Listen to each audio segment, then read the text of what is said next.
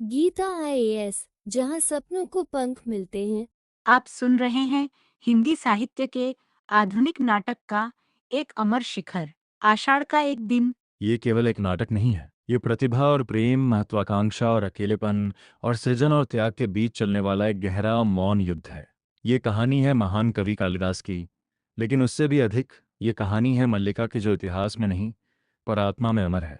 आषाढ़ का महीना, आकाश में बादल उमे हुए हैं, धरती भीगी भीगी सी है, हरियाली में एक उदासी घुली हुई है। मध्य भारत का एक छोटा सा गांव, यही है कहानी का प्रारंभ। मल्लिका और माँ मल्लिका, संवेदनशील, मौन प्रिय और भीतर तक प्रेम से भरी हुई युवती, वह अपनी माँ के साथ रहती है। एक ऐसी माँ जो जीवन के यथार्थ को जानती है और बेटी के भविष्य को लेकर चिंतित रहती है। मल्लिका का जीवन एक ही व्यक्ति के चारों ओर घूमता है, कालिदास। कालिदास का वर्तमान कालिदास उस समय अज्ञात है। वे न राजदरबार के कवि हैं, न ही किसी की दृष्टि में मान। वे प्रकृति के बीच रहते हैं, खेती करते हैं, गाय चराते हैं और कविताएं लिखते हैं, बिना ये जाने कि वे भविष्य के महानतम कवि कहलाएंगे।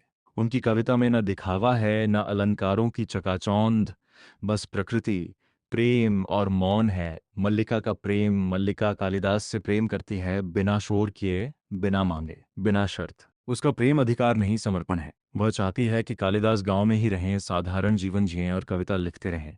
उसके लिए कालिदास का कवि होना उनका महान होना नहीं, उनका जीवित और पास होना है। दूसरा अंक, आमंत्रण और विभाजन। राजदूत का आगमन। एक दिन गांव में राजा का दूत आता है। वह बताता है कि उज्जैनी के विद्वानों ने कालिदास की प्रतिभा पहचान ली है। राजा उन्हें राजकवि बनाना चाहता है। यह खबर गांव के लिए गर्व की बात है, पर मल्लिका के लिए यह एक अशुभ संकेत है। मल्लिका की प्रतिक्रिया, मल्लिका खुश नहीं होती। वह जानती है राजदरबार कविता को ऊंचाई देता है, पर कवि को अकेला कर देता है। वह कालिदास से कहती है, क्या यहीं रहकर कविता नहीं लिखी जा सकती? क्या महान बनने के लिए दूर जाना जरूरी है? पर कालिदास के भीतर एक नई बेचैनी जन्म ले चुकी है। कालिदास का द्वंद्व, कालिदास दुविधा में है। एक ओर मल्लिका, गांव, सरल जीवन, दूसरी ओर पहचान, अवसर, इतिहास में अमर होने की संभावना। ये पहली बार है जब कालिदास कवि से पहले मनुष्य बनते हैं, और मनुष्य अक्सर अवसर चुनता है।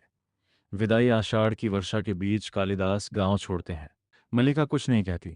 वह रोती नहीं, वह रोकती नहीं, बस देखती रहती है, जैसे किसी ने उसकी आत्मा का एक हिस्सा दूर भेज दिया हो। तीसरा अंक, समय का प्रवाह और टूटता इंतजार। समय बीतता है, वर्ष बदलते हैं। कालिदास अब महान कवि बन चुके हैं। राजसभा में सम्मान, प्रशंसा, वैभव, लेकिन गांव में मल्लिका वही है। मल्लिका का जीवन, मल्लिका ने विवाह नहीं किया, उसने जीवन को प्रतीक्षा में बदल दिया है। लोग कहते हैं अब वह कभी नहीं आएगा, वह अब राजा का कवि है। माँ समझाती है, बेटी, जीवन रुका नहीं रहता। पर मल्लिका का उत्तर सरल है, मेरा जीवन वहीं रुका है जहां वह गया था। विलोम का प्रवेश, यहाँ प्रवेश होता है विलोम का। विलोम, व्यवहारिक, महत्वाकांक्षी, सत्ता के करीब रहने वाला व्यक्ति। वह मल्लिका से विवाह चाहता है। माँ चाहती है कम से कम बेटी सुरक्षित जीवन जिए, पर मल्लिका मना कर देती है, क्योंकि उसके लिए विवाह समाधान नहीं, समर्पण से भागना है। चौथा अंक, कालिदास की वापसी। कई वर्षों बाद कालिदास गांव लौटते हैं। अब वे वही सरल व्यक्ति नहीं हैं। उनके शब्दों में निखार है, पर आंखों में थकान। पुनर्मिलन, कालिदास और मल्लिका में सामने होते हैं। ये मिलन रोमांटिक नहीं, भावुक नहीं, बल्कि असहज है। दोनों बदल चुके हैं। कालिदास का स्वीकार, कालिदास स्वीकार करते हैं, मैंने बहुत कुछ पाया, लेकिन कुछ खो भी दिया। वे समझते हैं कि दरबार ने उनकी कविता को आकार दिया, पर उनके जीवन से सहजता और प्रेम छीन लिया। मल्लिका का मौन विद्रोह। मल्लिका शिकायत नहीं करती, वह आंसू नहीं बहाती, वह बस कहती है, अब बहुत देर हो चुकी है। क्योंकि प्रेम समय पर ना मिले तो स्मृति बन जाता है। पांचवा अंक, अंतिम निर्णय। कालिदास चाहते हैं मल्लिका उनके साथ उज्जैनी चले, लेकिन मल्लिका मना कर देती है। मल्लिका का आत्मबोध है।